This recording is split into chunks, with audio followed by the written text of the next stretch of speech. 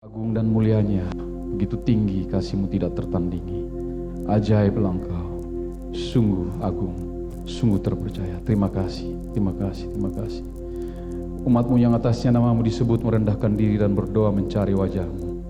Engkau mendengar doa dan permohonan mereka, bahkan Engkau mengabulkan setiap doa dan permohonannya.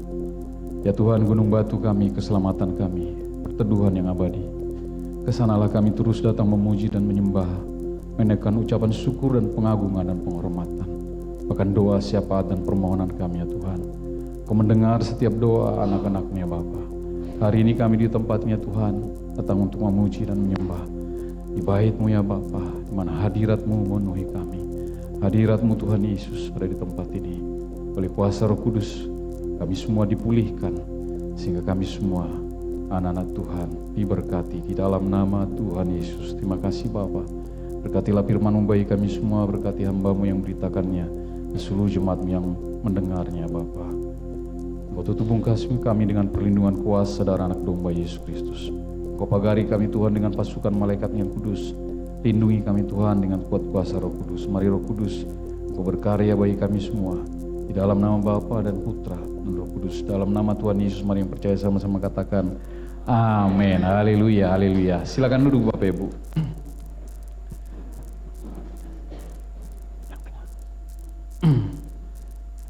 Ya, salam Bapak Ibu. Apa kabar? Ya, luar biasa. Selalu luar biasa di dalam Tuhan. Amin. Ya, hari ini harinya Tuhan bagi kita semua. Kita bersyukur, kita berterima kasih ada di tempat ini. Saya lihat bangkunya hampir penuh, sampai ada yang di atas. Jadi kalau ada di atas, ya mohon maaf ya, bukan berarti di atas itu pengecualian, tapi sama-sama ada di dalam ibadah ini. Baik Bapak Ibu, kita akan mendengarkan firman Tuhan. Hari ini setelah ibadah raya yang kedua ini, maka kita akan terbalik. Yang tengah yang dimutuin. Ya, oke. Supaya nggak silau di mata. Hari ini setelah ibadah yang kedua ini, maka kita akan sama-sama ke pemakaman saudara kita yang kita kasihi, Bapak David Gultom. Mungkin ada yang nggak dengar, Bapak David Gultom itu rajin sekali ibadah, nggak pernah, bahkan minggu lalu dia masih ibadah Bapak Ibu. Nah tapi memang sudah lama dia sakit dan kemarin hari Jumat ya, hari Jumat malam, hari Sabtu pagi lah, jam 3 pagi meninggal. Nah, jadi nanti kita jam 2 Gereja GBU Meanggrek akan melakukan ibadah penutupan peti dan setelah itu kita makamkan di Mangunjaya. Saya undang kita semua sama-sama untuk datang ke pemakaman. Karena itu firman Tuhan berkata, lebih baik ke rumah duka. Nah, jadi kemarin kita ada pesta, sekarang kita pergi ke rumah duka. Ya, baik, mari kita baca di dalam Wahyu pasal 14. Temanya adalah tuaian di bumi. Nah, kalau Bapak Ibu lihat ada penuaian tahun 2025, itu sebenarnya pada akhirnya memang bumi akan dituai. Nah, jadi pada akhirnya janji Tuhan di dalam kitab Wahyu itu pasti dilaksanakan. Mari Bapak Ibu kita baca dulu ayat firman Tuhan ini, panjang tapi baik kita perhatikan baik-baik. Mari kita baca Wahyu pasal 14 ayat yang pertama sampai dengan ayat yang ke-20. Tapi saya yang baca ayat pertama sampai dengan ayat 13, baru sama-sama kita di ayat ya ke-14. Supaya Bapak Ibu tidak terlalu capek. Tapi saya hanya minta Bapak Ibu handphonenya jangan buka-buka yang lain dulu. Nah, mohon maaf ya, mohon maaf. Hanya sebentar saja, supaya kita agak fokus ke firman Tuhan ini. Ya, saya mulai dari ayat yang pertama. Dengar saja, mungkin nggak persis sama dengan kata-katanya karena Alkitab saya Alkitab terjemahan baru. Jadi ada sedikit perbedaan kosakata di situ, tapi tidak memberikan arti yang berbeda, hanya kata saja. Ayat yang pertama, dalam perikop anak domba dan pengikutnya yang ditebus. Lalu aku melihat sesungguhnya anak domba berdiri di gunung Sion dan bersama dia 144.000 orang, dan di dahi mereka tertulis namanya dan nama bapanya. Jadi ayat pertama itu berbicara tentang 144.000 orang, nanti saya akan jelaskan.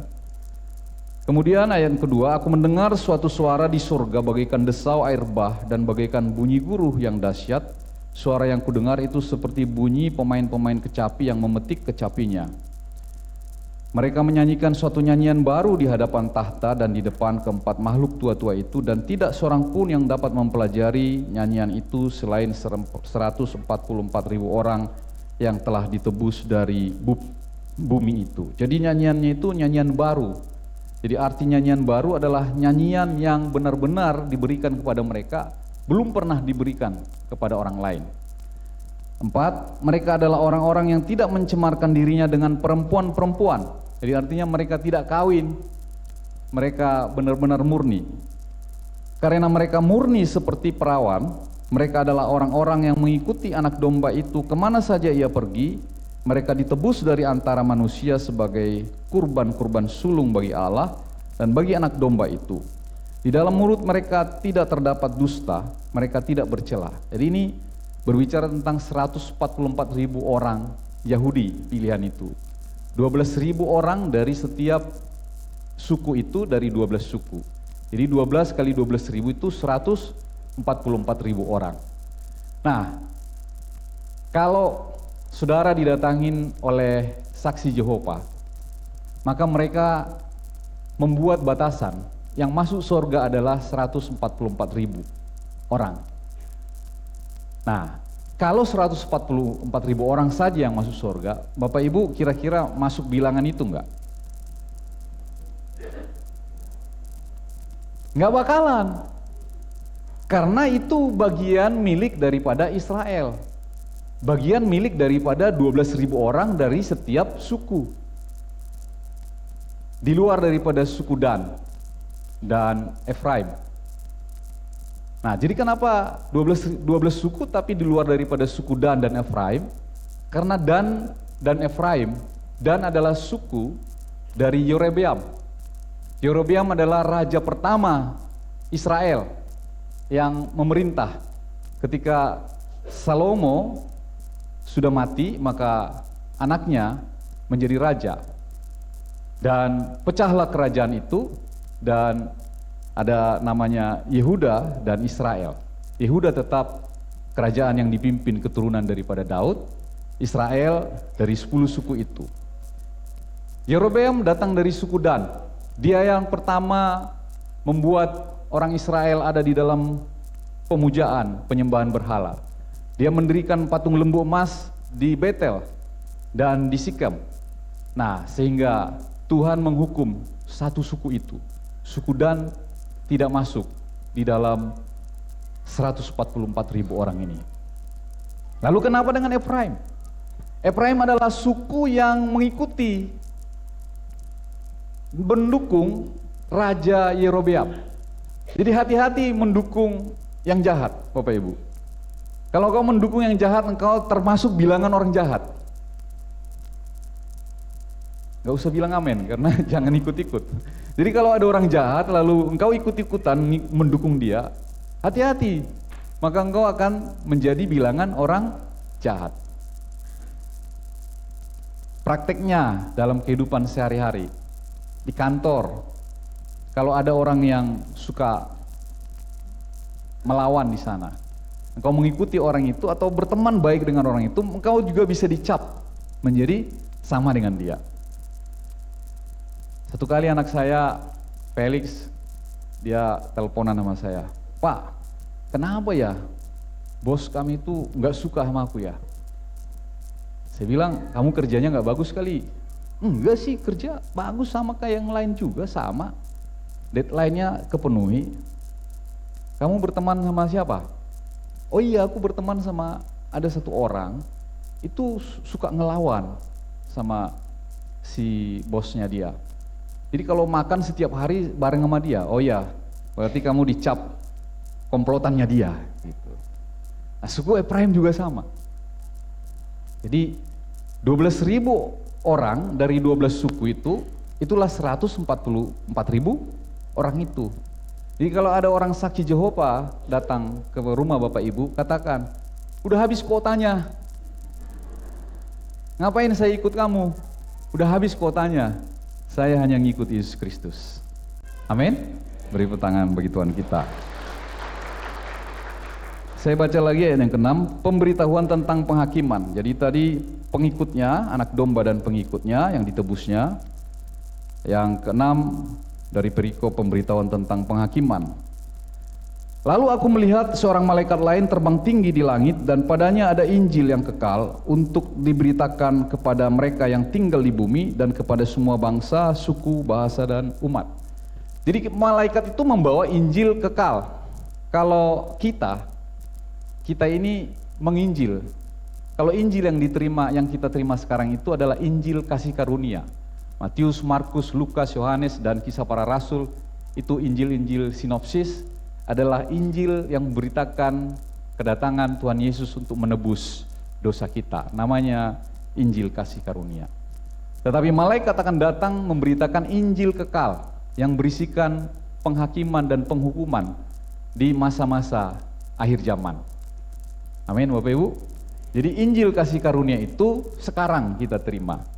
Tapi jangan sampai kita menerima Injil kekal itu. Karena kalau itu diberitakan, sudah berat Bapak Ibu. Sudah berat. Itu isinya penghakiman dan penghukuman. Dihakimi dan dihukum. Nah, saya lanjutkan Bapak Ibu. Ayat yang ke-7. Dan ia berseru dengan suara nyaring. Ayat yang ke-7 ya. Takutlah akan Allah dan muliakanlah Dia karena telah tiba saat penghakimannya, dan sembahlah Dia yang telah menjadikan langit dan bumi, laut dan semua mata air. Ayat 8. Seorang malaikat lain, malaikat kedua, menyusul Dia dan berkata, sudah runtuh Babel, kota besar itu telah memabukkan segala bangsa dengan anggur hawa nafsu cabulnya. Seorang malaikat lain, ayat ke-8, malaikat ketiga menyusul mereka dan berkata dengan suara nyaring, jikalau seseorang menyembah binatang dan patungnya itu dan menerima tanda pada dahinya atau pada tangannya, ia akan minum anggur murka Allah yang disediakan tanpa campuran dalam cawan murkanya. Ia akan disiksa dengan api dan belerang di depan mata malaikat-malaikat kudus, di depan mata anak domba. Jadi ini berbicara tiga malaikat. Malaikat yang pertama memberi ruang waktu sebentar untuk takutlah akan Allah dan sembahlah Dia. Nah, itu waktu yang sebentar, karena dalam 3,5 tahun yang kedua itu nanti ada denahnya. Itu sebentar sekali malaikat itu akan berkata supaya takut dan sembahlah Allah. Tapi kemudian malaikat yang kedua sudah runtuh Babel. Nah, artinya Babel itu adalah tempat kediaman antikris, tempat di mana setan yang menjadi daging itu atau iblis yang menjadi daging itu berdiam di sana. Sudah dikalahkan. Dan malaikat yang ketiga tadi dikatakan penghakiman terjadi. Semua orang yang mengikut antikris, semua orang yang menolak nama Yesus dan memakai tanda di dahi mereka dan di tangan kanan mereka, maka mereka akan dihukum. Dimulai dari bisul-bisul dan borok-borok, dan sampai pada akhirnya mereka akan dilemparkan kepada neraka, api yang menyala-nyala yang kekal. Bapak Ibu, pesan Tuhan yang pertama itu kita harus dengar baik-baik. Takutlah akan Allah dan sembahlah Dia. Amin. Bagian yang kedua itu bagiannya iblis dan pengikutnya. Bagian yang ketiga adalah bagian daripada orang-orang yang mau mengikuti antikristus itu. Selanjutnya Bapak Ibu, ayat 11. Asap api yang menyiksa mereka naik ke atas sampai selama-lamanya, dan siang malam mereka tidak henti-hentinya disiksa, yaitu mereka yang menyembah binatang serta patungnya itu, dan siapa saja yang telah menerima tandanya. Nah, tanda di dahi dan tanda di tangan kanannya. Tandanya itu adalah tanda bilangan anak manusia yang disebut itu dengan 666. Nah, tanda-tanda ini sudah ada sekarang ini. Bapak Ibu, kalau beberapa di Instagram lihat, di beberapa tempat di Norwegia, di di Amerika, di Cina, sekarang nggak perlu lagi orang bawa dompet, bawa kartu kredit dan segala macam. Cukup dengan tangannya. Nah, tapi itu kan baru telapak. Nanti baru di-scan, Sekarang orang masuk kantor kan nggak perlu bawa gesek-gesek. Cukup lihat begini, buka pintu. Iya kan? Dia face detect.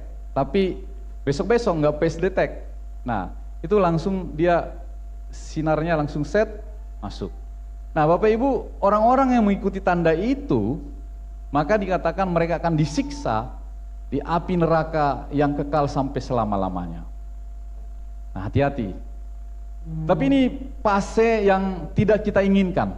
Ini adalah masa yang tidak kita inginkan. Nanti saya tunjukkan petanya, Bapak Ibu sekalian. Yang ke-12 ini, yang penting di sini ialah ketekunan orang-orang kudus yang menuruti perintah Allah dan iman kepada Yesus. Jadi ketekunan orang-orang kudus yang menuruti perintah Allah. Itu sebabnya Galatia 6 ayat 9 katakan, janganlah engkau jemu-jemu berbuat baik. Nah, coba tampilkan dulu Galatia 6 ayat 9 itu. Galatia 6 ayat 9. Nah, ya sama-sama kita baca ya, Galatia 6 ayat 9. 1, 2, 3. Janganlah kita jemu-jemu berbuat baik, karena apabila sudah datang waktunya, kita akan menuai jika kita tidak menjadi lemah. Tahan dulu ayatnya. Jadi dikatakan, jangan jemu-jemu berbuat baik, karena kalau sudah datang waktunya tuaian itu, maka kita menjadi penuai. Sekarang Bapak Ibu belum jadi penuai. Jadi jangan ada orang yang sok-sok kalau sudah bawa jiwa, oh saya penuai, lalu pergi ke luar kota menginjil, taruh foto, saya menjadi penuai. Belum. Kalau lihat kata-kata ini, maka dikatakan kita sekarang kerjanya hanya menabur. Nanti waktunya, kalau dia sudah datang, Yesus Kristus datang yang kedua kali, barulah kita disebut menjadi para penuai di akhir zaman. Amin. Jadi kita ini penabur, Bapak Ibu. Makanya nggak ada SMA penuai, adanya SMA penabur. Kok bisa sampai sana ya? Nggak ada sekolah penuai, adanya sekolah penabur. Maka taburlah yang baik selalu, tabur yang baik. Jika kita tidak menjadi lemah. Sekarang kau kuat, tapi kalau nggak ikut rapture, ada di masa kesusahan yang besar itu, kita tidak akan pernah bisa kuat di sana. Karena antikris itu akan mengejar-ngejar dan terus untuk memaksa untuk menjadi pengikut dia. Dan kalau tidak mau, disiksa. Tapi kalau mau, Tuhan yang siksa. Nah, pilihannya mana? Janganlah aku jatuh ke tangan Allah, kata Daud. Kalau kita jatuh ke penghukuman Allah, nggak ada yang bisa lagi menolong kita. Tapi kalau kita jatuh di tangan iblis, Allah masih bisa rampas. Seperti doanya Ibu Tito. Karena itu, dia akan rampas dari api, dikatakan. Jadi milik kepunyaannya dia akan rampas, sekalipun itu sudah di api. Paham Bapak Ibu maksudnya? Tuhan itu sayang dengan kita. Tapi kalau kita nggak sayang dengan dia, ya udah mati sekalian lah. Sekalian ikut iblis. Maka di akhir zaman orang yang semakin baik dia akan semakin baik, orang yang baik akan semakin baik, orang yang jahat semakin jahat. Akhir zaman ini adalah zaman pemisahan antara kambing dan domba. Akhir zaman ini adalah membawa kita kepada siapa kita sebenarnya. Apakah kita umat pilihan atau tidak, Bapak Ibu Saudara? Beberapa waktu yang lalu saya dapat kiriman tentang gadget ya, tentang gadget. Jadi tentang apa namanya itu? Apa namanya? digital sekarang, era digitalisasi itu. Karena itu manusia yang terlalu banyak untuk bersosmed itu, maka dia tidak memikirkan jangka panjang. Dia hanya enak, dan dia lebih suka mendengarkan yang enak-enak saja. Video singkat dan semua. Dia tidak butuh satu perenungan. Dia tidak mampu lagi otak untuk merenungkan, membaca firman Tuhan. Karena ini berat Bapak Ibu, kalau dibaca orang yang tidak dipenuhi Roh Kudus, yang hatinya masih dengan banyak kepahitan, banyak perselisihan, banyak amarah, pertengkaran, maka baca firman Tuhan ini nggak bisa banyak, sedikit saja, sudah ngantuk. Tapi kalau hatinya bersih, maka dia bisa baca banyak firman Tuhan ini. Nah, digitalisasi ini membawa kita ke sana, menggiring kita menjadi orang-orang yang tidak memikirkan masa depan. Masa depan kita bukan menjadi orang kaya, orang yang punya harta, orang yang bebas melakukan segala macam, tapi masa depan kita adalah bersama dengan Tuhan Yesus, memerintah bersama dengan Dia.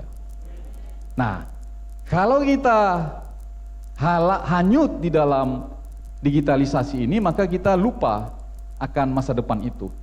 Kita nikmati apa yang enak di depan mata.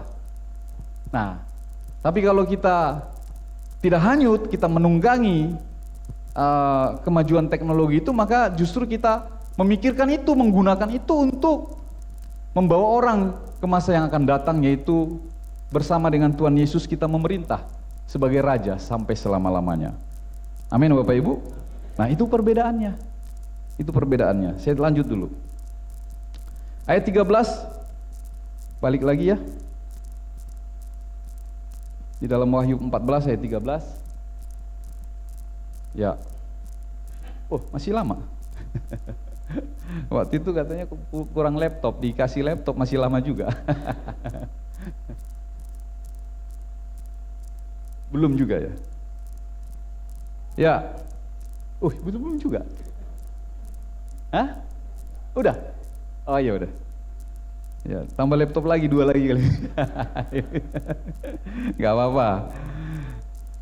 Saya nyindirnya halus.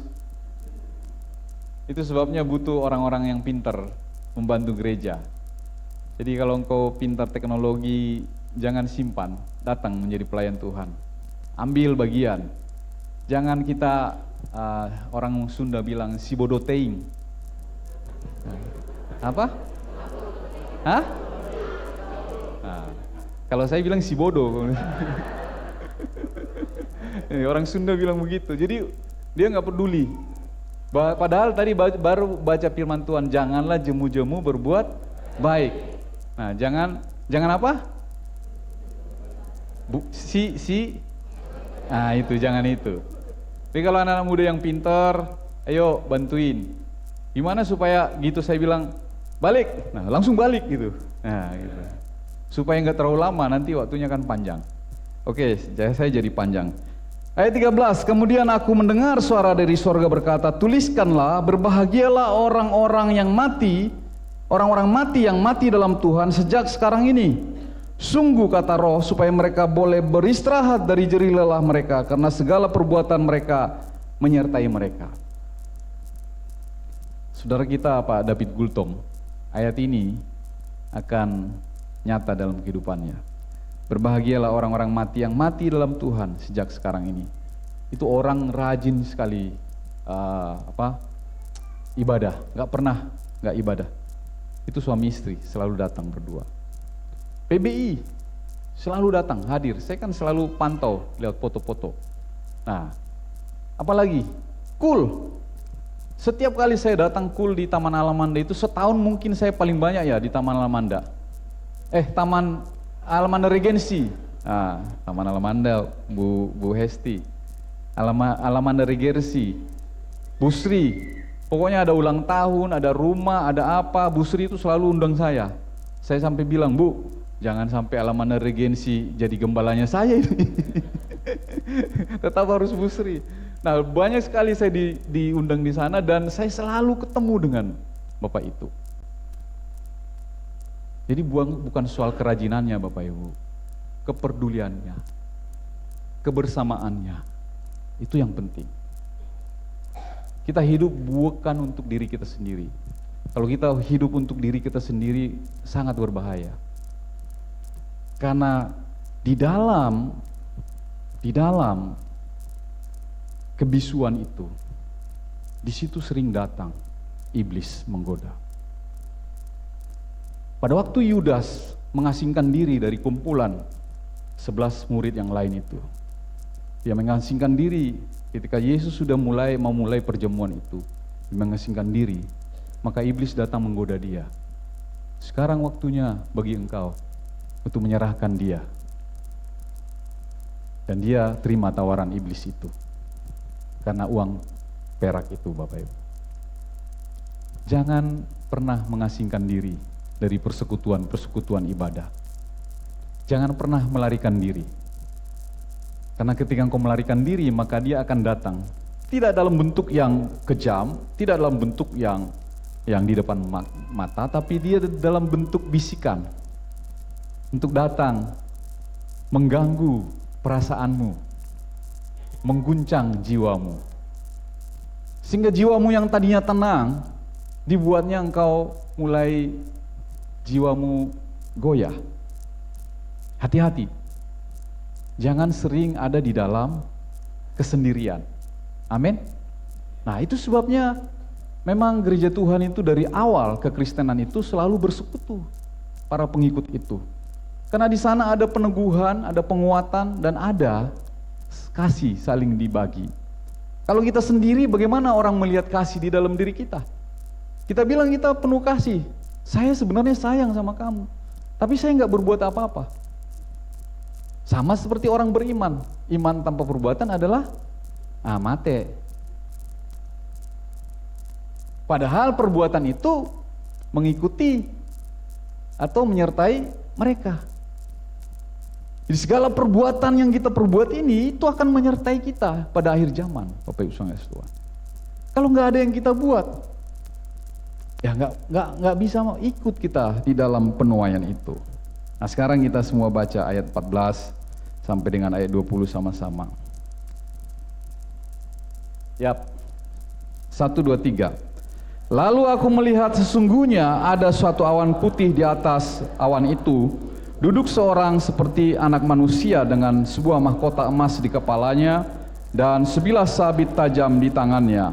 Seorang malaikat lain, seorang malaikat lain keluar dari bait suci. Ia berseru dengan suara nyaring kepada dia duduk di atas awan itu, ayunkanlah sabitmu itu dan tuailah, karena sudah tiba saatnya untuk menuai, sebab tuaian di bumi sudah masak.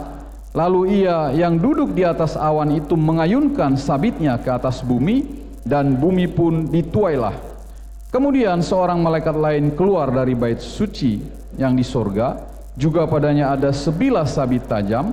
Seorang malaikat yang lain lagi datang dari mesbah, ia berkuasa atas api, dan ia berseru dengan suara nyaring kepada malaikat yang memegang sabit tajam itu, katanya, ayunkanlah sabitmu yang tajam itu dan potonglah buah-buah pokok anggur di bumi, karena buahnya sudah masak. Lalu malaikat itu mengayunkan sabitnya ke atas bumi dan memotong buah pokok anggur di bumi dan melemparkannya ke dalam gilingan besar, yaitu murka Allah. Buah-buah anggur itu digiling di luar kota, dan dari gilingan itu mengalir darah, tingginya sampai ke kekang kuda dan 300 kilometer. Berapa? 300 kilometer. Mil kan? Kali 1,5. 1 mil itu berapa? 1,5 kilometer. Jadi kalau 200 mil berapa? 300 kilometer. Emang ditulis di sini 300 kilometer, Bapak Ibu. Makanya saya bilang ayat terjemahan baru ini agak berbeda tapi sama. Di situ 200 mil, di sini 300 kilometer. Ya Bu Gembala ya? Dia cuma mengingatkan saya, jangan salah loh.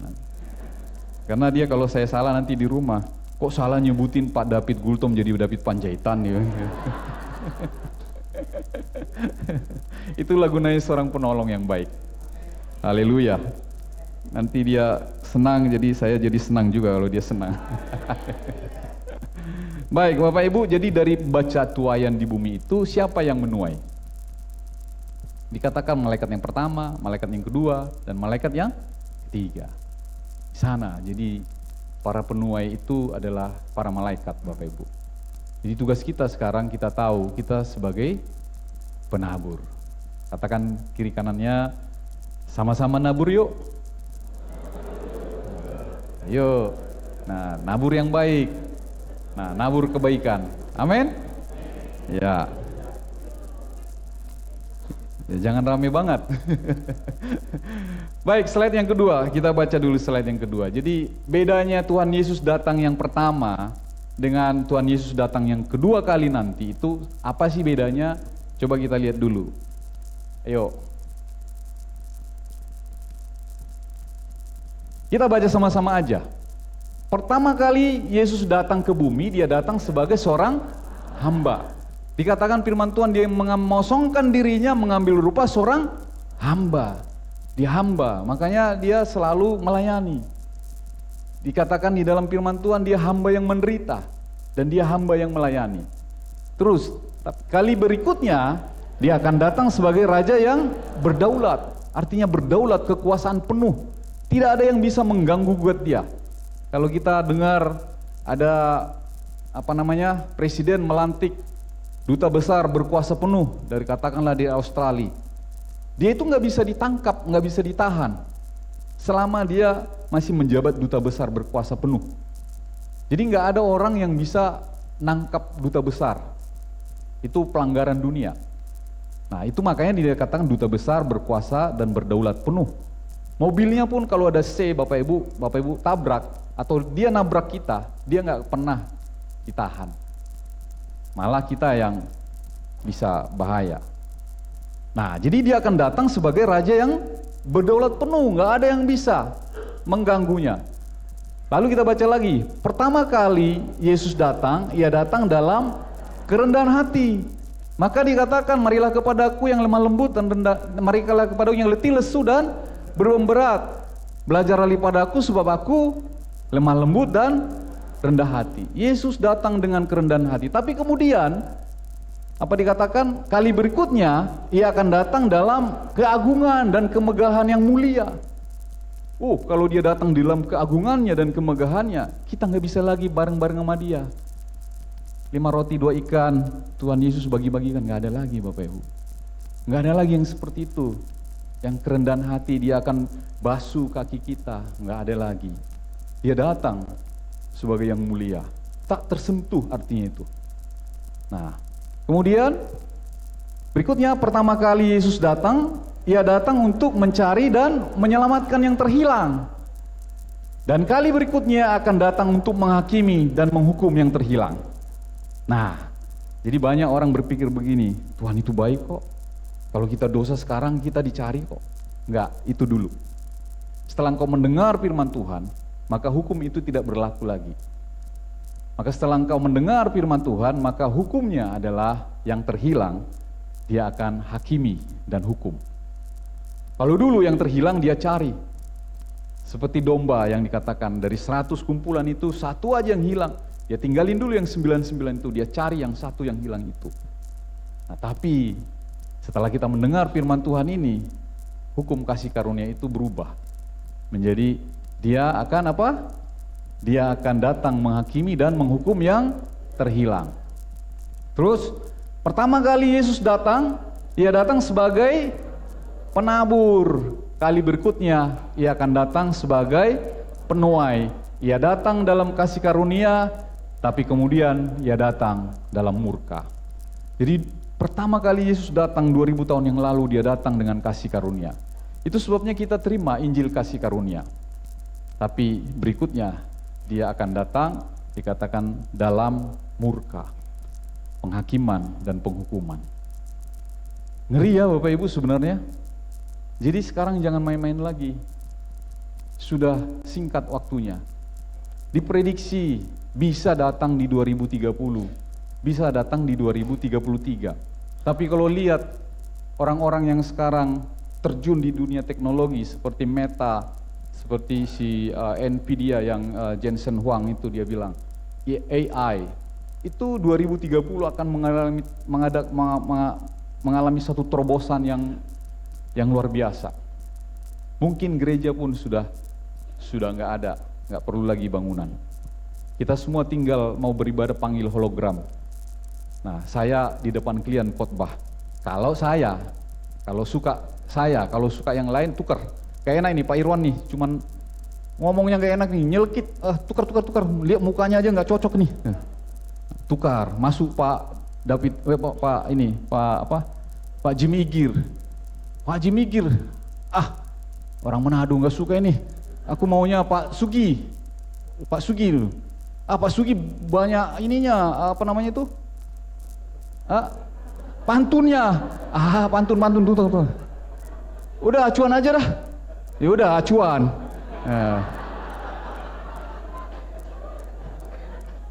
Sama acuan ya, enak sama acuan, nggak khotbah.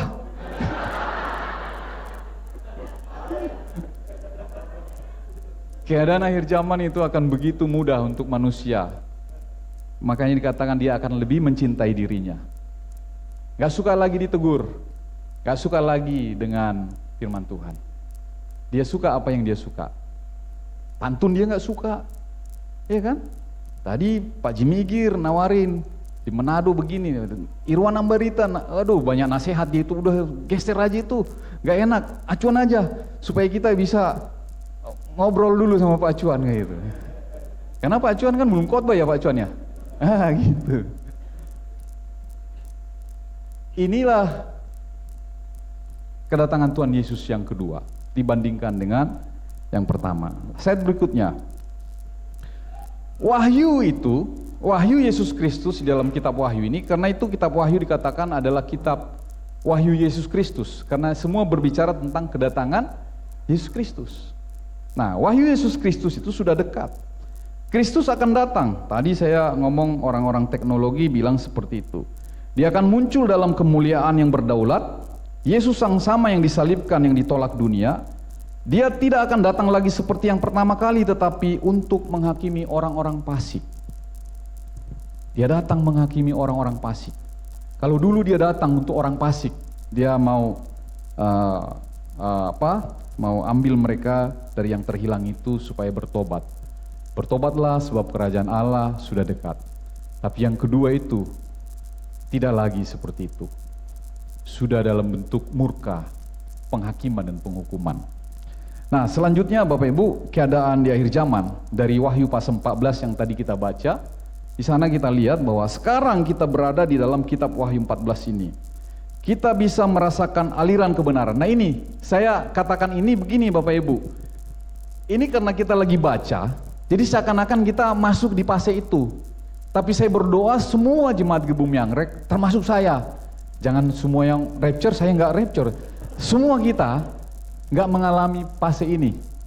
Tapi kita mengalami fase yang pertama, yaitu pre-destination itu, yaitu kita sudah diangkat dulu. Amin Bapak Ibu. Nah, kita baca. Jadi kata sekarang ini bukan sekarang maksudnya ya. Sekarang itu kalau kita seakan-akan ada di Wahyu 14 gitu. Nah, sekarang kita berada di kitab Wahyu 14. Kita bisa merasakan aliran kebenaran, 7 materai telah dibuka, 7 trompet sangkakala sudah dibuka. Jadi materai pertama, materai kedua, 5, 6, 7. Nah, materai pertama itu berbicara tentang bumi dan tanah. Materai kedua berbicara tentang airnya. Materai ketiga tentang udaranya. Materai keempat, 5, 6 itu berbicara tentang manusia yang akan dihukum. Dan materai ketujuh ketika dibukakan maka sangkakala yang pertama juga dibunyikan. Sangkakala yang kedua, sangkakala yang ketiga, keempat, sampai ke yang ketujuh itu mirip seperti materai. Tapi materai yang ketujuh itu ketika ditiup, maka itulah terakhir Tuhan Yesus datang. Karena itu sudah cawan.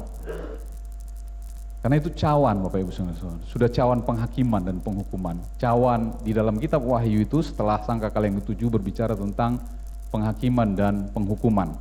Nah, saya lanjutkan dulu. 7 trompet telah dibunyikan, kekejian yang membinasakan oleh antikris di bait suci Yerusalem telah terjadi. Penganiayaan terhadap Israel telah meningkat di titik puncaknya. Eksekusi dan kemartiran orang-orang Kristen di seluruh bumi sedang berlangsung. Itu maksudnya gini, nanti atau masuk dulu ke slide berikutnya supaya saya mudah untuk menjelaskannya. Ini Bapak Ibu, ini kita pertama dunia ini ada dalam kekekalan, lalu masuk dalam perjanjian lama, perjanjian baru. Nah, itu ada di sini 7 tahun ini. 7 tahun ini dibagi dua, ada titik tengahnya. 3,5 tahun yang pertama dan 3,5 tahun yang kedua. 3,5 tahun yang pertama, nah ini sebelum 3,5 tahun ini adalah masa kesusahan. Nah, sebelumnya maka orang-orang kudus itu yang mati di dalam Kristus dan yang mereka hidup kudus di dalam Kristus maka diangkat, namanya rapture. Lalu terjadi di sorga ada satu kejadian. Kejadian di sorga itu adalah pujian dan penyembahan dan tahta pengadilan Kristus. Nah gitu. Nah, di sana juga ada perjamuan kawin anak domba. Jadi sebelum pesta perjamuan kawin anak domba itu maka kepada kita diberikan dulu tahtanya. Mahkotanya. Ada 5 mahkota utama yang disediakan bagi kita semua.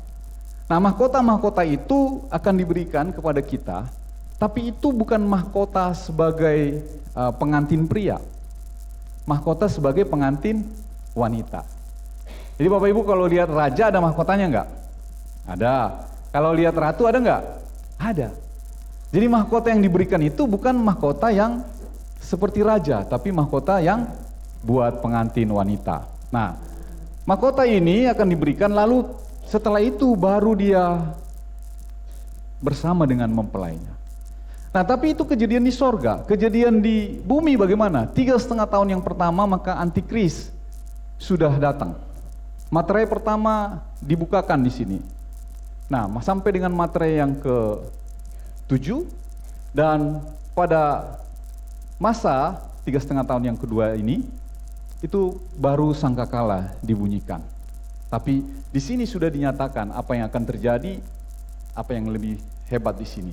Antikris hadir di sini, tapi dia memanipulasi dirinya. Dia seperti akan berteman dengan umat pilihan, yaitu Israel. Tetapi pada 3,5 tahun yang kedua, dia berbalik, dia menjadi musuh. Dan dia akan menyesatkan banyak orang di sini, dan dia akan melakukan hukuman-hukuman dia. Itu antikris. Nah itu Bapak Ibu Saudara Tuhan. Nah, saya balik ke yang ketiga, slide sebelumnya. Slide sebelumnya, seluruh bumi dan langit akan dihancurkan oleh penghakiman ilahi, pembalasan ilahi. Setan memerintah bumi dengan tangan besi antikris, dibantu oleh nabi palsu. Jadi gini Bapak Ibu, Allah Bapa datang dalam daging, itu Yesus Kristus. Yesus Kristus naik ke sorga, dia berikan kita Roh Kudus. Nah, iblis adalah pemberontak yang dibuang dari sorga.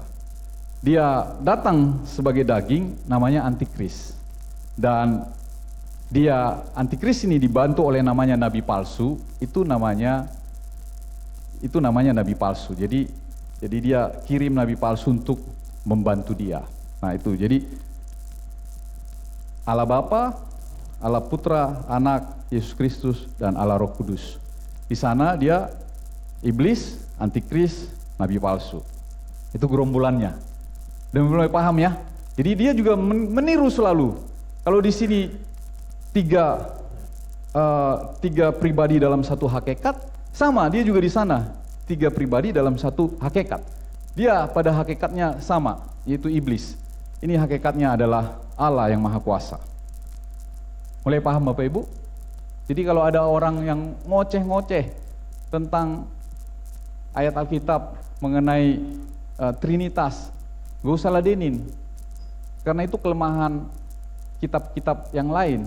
Tapi keutuhan daripada Alkitab firman Tuhan jelas sekali. Iblis pun adalah seseorang yang selalu menyerupai, meniru. Ya kan? Meniru, selalu menyerupai. Nah, apakah saya terlalu berat ngasih khotbah ini sehingga banyak yang ngantuk? Boleh minum dulu kalau yang ngantuk-ngantuk. Supaya saya nggak merasa begini loh, pembicara ini berat.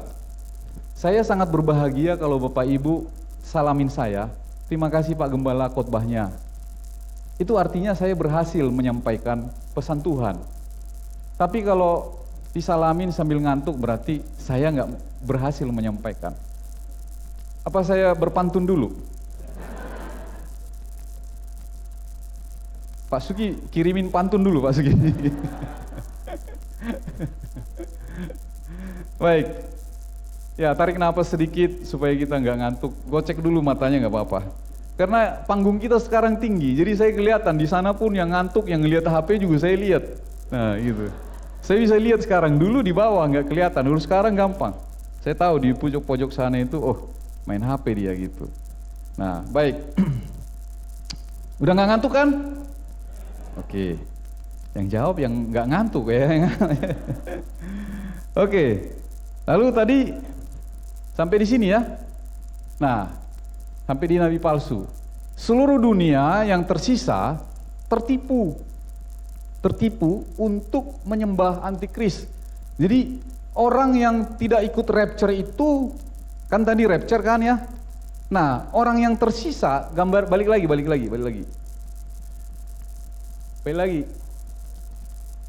Slide-nya balik lagi. Nah, jadi yang naik di sini adalah orang yang mati dalam Kristus dan yang hidup, yang sungguh-sungguh dalam Kristus, itu yang naik. Yang tersisa, dia akan tertipu oleh iblis itu. Tertipu di masa kesusahan ini. Balik lagi ke 4. Apa tertipunya? Untuk menyembah antikris seolah-olah dia adalah Tuhan dan menghujat Tuhan yang benar, Yesus Kristus. Dia selalu ingin menyerupai. Dari awalnya dia memang begitu. Sebelum dia dijatuhkan, itu dia adalah pemuji dan penyembah yang hebat. Maka Bapak Ibu, maaf ya para pemuji di sini, jangan ambil kemuliaan Tuhan. Kalau engkau memuji dan menyembah di sini, pujilah Dia dengan benar segenap hatimu. Bukan meminta orang memuji kita di sini. Karena itu kerjaan si iblis, tipuan. Jangan sampai kita jatuh kepada hal yang seperti itu. Karena tipis sekali antara kita memuji Tuhan atau kita orang memuji kita. Tipis sekali. Kadang-kadang kita pingin orang memuji kita. Saya pernah ditegur Tuhan, serius. Satu kali Oma Cici, ada Oma Cici enggak ya? Enggak ada. Oma Cici bawa puisi. Lalu dia puisi di ibadah pertama itu, Oma Cici itu seakan-akan saya dibanggakan di situ dalam puisi itu. Saya senang pada saat itu, saya enggak peka. Saya senang. Lalu saya berpikir, Oma, ibadah kedua ada kan? Siap Pak Gembala. Kan orang Cici kan orang baik. Karena saya minta ya mau. Ibadah yang kedua dia bawa lagi, saya senang. Saya pikir-pikir lagi supaya semua jemaat dengar. Saya bilang lagi, Oma Cici, ibadah ketiga bisa datang nggak? Padahal udah oma-oma loh, umur 80 tahun saya paksa dia. Seakan-akan maksa tapi halus kan. Oma bilang, siap Pak Gembala. Dia datang. Ibadah yang ketiga. Habis ibadah yang ketiga itu, salah seorang jemaat, ibu-ibu, biasa ibu-ibu, pasti bukan bapak-bapak, langsung nunjukin muka saya. Tuhan kita Allah yang pencemburu. Tuhan kita punya murka. Dia nggak mau kita salah jalan, mencuri kemuliaan Dia. Iblis selalu berusaha mengerjakan itu. Itu sebabnya dia tadinya pemuji dan penyembah yang hebat. Lalu dia berpikir dia bisa menyamai Allah di dalam kekekalannya.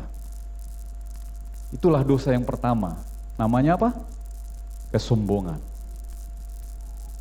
Dari sekarang kita belajar, jangan jatuh di dalam kesombongan. Karena itu dosa paling tua yang sangat dibenci Tuhan. Jangan ada muncul keinginan kita untuk kita merasa lebih hebat. Atau kita merasa, wah saya patut dibanggakan dan dipuji dan dihormati. Enggak. Lebih baik buang itu. Yang penting datang pujian dari Tuhan. Amin Bapak Ibu. Tepuk tangan gak apa-apa. Oke. Slide yang berikutnya. Tinggal 3 slide lagi kok. Tinggal 3 slide lagi. Slide yang berikutnya. Nah, kita telah melihat apa itu? Perincian periode. Tadi kan sudah saya jelasin periode itu. Yang akan datang dan dikenal sebagai masa kesusahan besar. 7 tahun dibagi 2 itu 3,5 tahun, 3,5 tahun. Dari periode 7 tahun yang dikenal sebagai masa kesusahan besar, kita sekarang berada di akhir masa kesusahan besar dan orang-orang di seluruh bumi berharap keadaan akan membaik, tapi keadaan akan menjadi lebih buruk, waktu akan menjadi lebih buruk dengan cepat dan akhirnya akan menjadi lebih buruk. Nah, ini saya tidak membawa kita di posisi itu, tapi membayangkan saja. Saya mau kita di semua rapture. Nah, sebelum masuk itu, tapi supaya kita bisa merenungkan firman ini, oh saya nggak mau menjadi orang yang tidak mengalami rapture. Itu masuk daripada firman ini Bapak Ibu. Saya mau kita seakan-akan kita dibawa dulu ke sana, tapi jangan di sana. Jangan di sana. Kita ada di fase rapture. Cuman firman ini mengingatkan kita, posisi kalau di sana betapa hancurnya, betapa bumi akan sedemikian hancur. Saya tidak cukup waktu untuk membagikan Wahyu pasal 10, 11, 12, 13 sampai 13. Tapi Bapak Ibu bisa baca bagaimana bumi akan dihancurkan seperti apa. Tapi dari ayat ini yang tadi kita lihat itu, bayangkan. Nah, lalu kita pikir bumi akan lebih baik, tapi keadaan akan menjadi lebih buruk. Waktu akan menjadi lebih buruk dengan cepat dan akhirnya menjadi lebih buruk. Tapi yang paling penting kita ingat bahwa penghakiman yang pada akhirnya akan menyapu bersih setan, menyapu bersih antikris, menyapu bersih nabi palsu, di 3 kan? Setan, iblis, antikris, dan nabi palsunya. Tapi juga menyapu bersih setan-setan nih, para pengikut setan-setan itu, dan menyapu bersih semua orang yang tidak saleh akan segera terjadi. Tuhan datang dengan murkanya itu, dia sapu bersih iblis, sapu bersih antikris, sapu bersih nabi palsu dan setan-setan, dan sapu bersih manusia yang mengikuti dia, orang-orang yang tidak saleh. Dan di sini hal itu digambarkan di bawah panen terakhir di bumi. Inilah bencana terakhir yang belum pernah terjadi sebelumnya, yang memberikan dunia pertumpahan darah terbesar yang pernah ada. Murka Kristus dilepaskan dalam penghakiman yang terakhir. Balik lagi ke petanya itu supaya saya jelaskan di situ. Nah, terjadilah di sini Bapak Ibu. Terjadilah panen paling besar itu di sini. Nah, ternyata orang-orang 144.000 itu ketika mereka menuai, tuaiannya ada. Ini namanya kan tuaian yang pertama. Dan di sini ada 2 saksi Allah itu di dalam transfigurasi itu adalah Musa dan Elia. Dia ada kembali datang kembali ke bumi, bukan lahir, datang kembali ke bumi di dalam transfigurasi itu bersama malaikat. Maka di sinilah tuaian yang besar itu Bapak Ibu Saudara Tuhan. Nah, tapi jangan berpikir seperti apa orang-orang yang bisa lepas dari masa kesusahan itu. Kamu bisa lepas dari sana. Karena kalau kita ingat zaman COVID ya, mau ke mana? Mau naik kereta api harus ada vaksin. Mau naik pesawat harus ada vaksin. Mau kemana? Mau ke kantor-kantor pemerintah harus ada vaksin. Nah, nanti nggak hanya seperti itu. Mau kita ke warung harus ada tanda itu.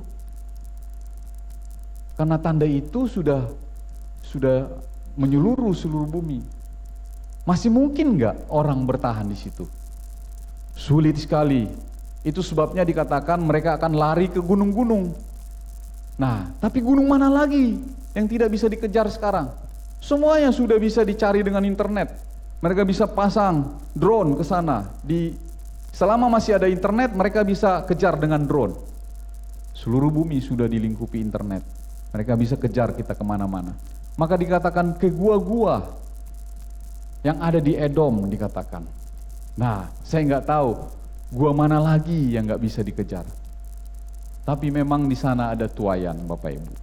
Ada orang-orang yang berhasil melewati masa kesusahan besar itu.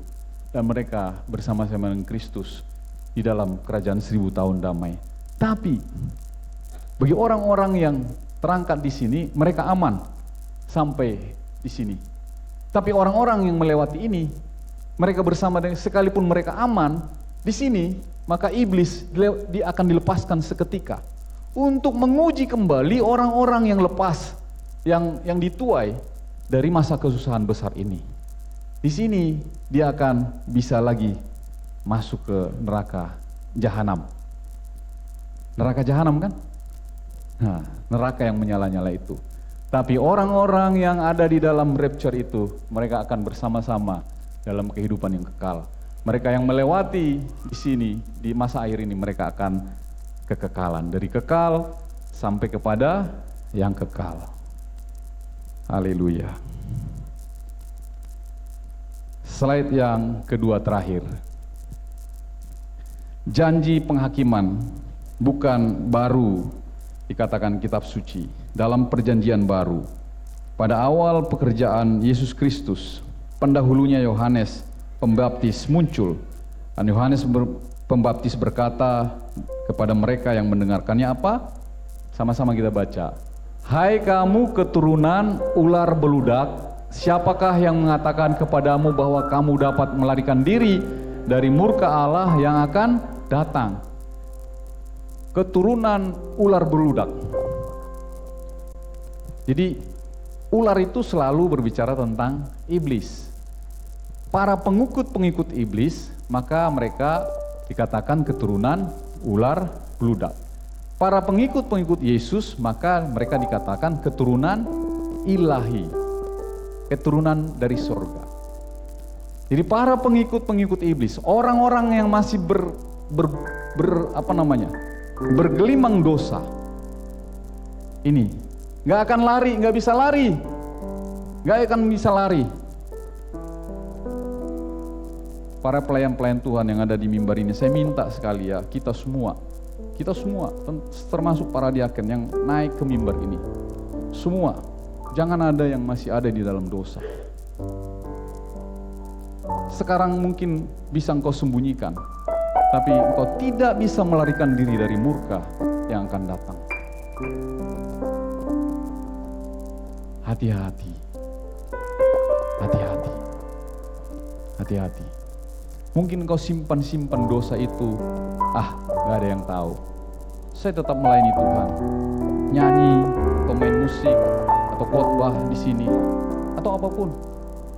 Tapi hari ini saya ingatkan kepada kita semua, engkau tidak bisa lari dari murka Allah kalau engkau terus ada dalam dosa. Kembalilah kepada Tuhan, bertobatlah. Yang terakhir, kesimpulan. Anak manusia telah diberi kewenangan seluruh penghakiman. Dalam Yohanes 5 ayat 27, semua penghakiman diserahkan kepada anak, tetapi Bapa adalah satu-satunya yang memberikan penghakiman yang diberikan kepada anak pada saat yang tepat. Jadi eksekutornya Yesus, anak Allah. Tapi yang memberi kewenangan dan yang memberi waktunya kapan, itu Bapa. Jadi itu sebabnya Bapa itu hanya dia yang tahu kapan waktunya yang tepat. Dikatakan anak pun gak tahu. Tapi eksekutornya adalah anak, yaitu Yesus. Nah, lalu dikatakan murka telah datang. Kemarahan Allah telah mencapai batasnya. Ia mengirimkan pembalasan melalui manusia yang dengannya ia akan menghakimi dunia, yaitu Yesus Kristus Tuhan kita. Kalau engkau ada dalam dosa, Yesus bukan sahabatmu. Kalau engkau dalam dosa, Yesus bukan baik bagimu. Kalau engkau ada dalam dosa, maka Yesus adalah orang yang akan menghukummu dan menghakimimu. Kalau engkau ada dalam dosa, maka Yesus akan memberikan murkanya kepadamu. Sekarang firman telah dibagikan bagi kita. Pilih jalan mana yang kita tempuh. Mau mengikut Yesus atau mengikut iblis? Saya berdoa, saya mau kita semua jemaat GBI Bumi Anggrek, bahkan tidak kita masuk dalam masa kesusahan, tapi kita masuk di dalam pengangkatan, yaitu rapture. Amin Bapak Ibu. Iman tidak bisa diwakilkan, iman tidak bisa karena, tapi iman harus dipertanggungjawabkan oleh diri sendiri. Bukan karena orang tua kita, bukan karena istri, suami kita, bukan karena saudara kita, tapi iman berdiri sendiri di dalam kita.